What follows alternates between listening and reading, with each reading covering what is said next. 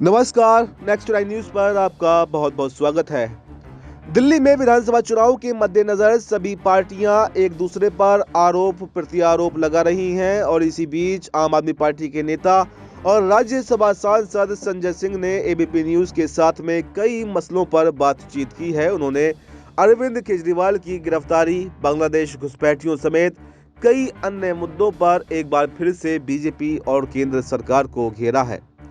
संजय सिंह से जब पूछा गया कि लोकसभा चुनाव में जैसे हर बार पाकिस्तान की एंट्री हो जाती है, वैसे ही दिल्ली की विधानसभा चुनाव में इस बार बांग्लादेश की भी एंट्री हो गई है। बीजेपी प्रवक्ता ने आम आदमी पार्टी के विधायकों पर बाकायदा नाम लेकर आरोप लगाया है और इस पर आप सांसद ने कहा कि पाकिस्तानी और बांग्लादेशी ही तो हैं ये लोग। पीएम मोदी जी बिना बुलाए नवाज शरीफ के बर्थडे का केक काटने चले गए। उन्होंने तंज कसते हुए कहा कि जिन्ना की कब्र पर मत्था टेकने कौन गया था। अपने शपथ ग्रहण समारोह में पाकिस्तान के प्रधानमंत्री को बुलाने वाले पहले प्रधानमंत्री नरेंद्र मोदी जी हैं। आजादी के 50 साल पूरे होने पर किसने ये जाकर कहा है कि मैं बांग्लादेश की आजादी का योद्धा हूँ। भाजपाइयों का प्यार ही है पाकिस्तान और बांग्लादेश से। आजादी के आंदोलन में इनकी पुरखों ने यहाँ पर गद्दारी की थी।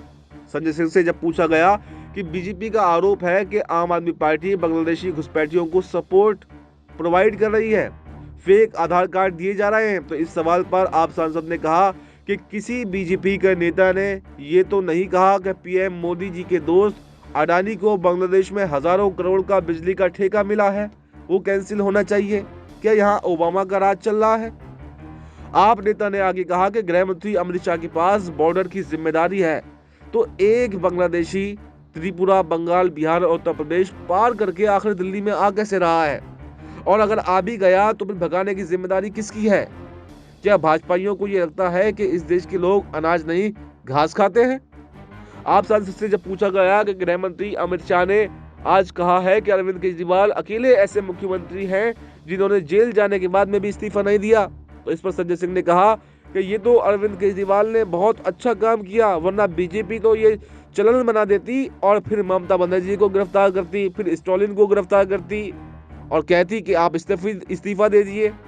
जहां तक पद की बात है तो उसका कोई भी लालच जो है अरविंद केजरीवाल को नहीं था और इसीलिए उन्होंने जेल के अंदर इस्तीफा नहीं दिया, बल्कि जेल से बाहर आने के बाद में इस्तीफा दिया और उन्होंने बता दिया कि बीजेपी वालों तुम्हारे आगे हम झुकने वाले नहीं है। तो फिलहाल इस खबर पर आपको क्या कहना है, कमेंट बॉक्स में आप अपनी राय दे सकते हैं। इस खबर में इतना ही। देश और दुनिया की तमाम बड़ी खबरों के लिए आप बने रहिए हमारे साथ और देखते रहिए नेक्स्ट 9 न्यूज।